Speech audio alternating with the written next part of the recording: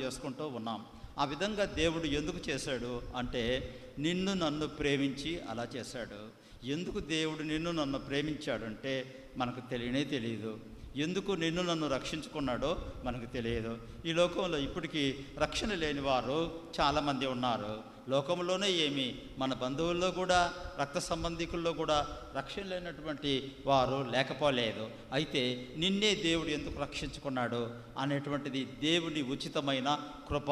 నీకే ఆయన ఎందుకు నేను తాను పరిచయం చేసుకున్నాడు, నీకే ఆయన ఎందుకు ప్రత్యక్షమయ్యాడు అంటే అది దేవుని యొక్క కృప. అందువల్ల పౌలు భక్తుడు అంటాడు, ఆయన కృపను నేను నిరర్ధకము చేయను అంటాడు. రోమపత్రిక 6:8 కావాలి అంటాడు, ఆయన కృప నేను నిరర్ధకం చేయను. ఈనాడు ఎంతమంది ప్రభు కృపను నిరర్ధకం చేస్తున్నారు.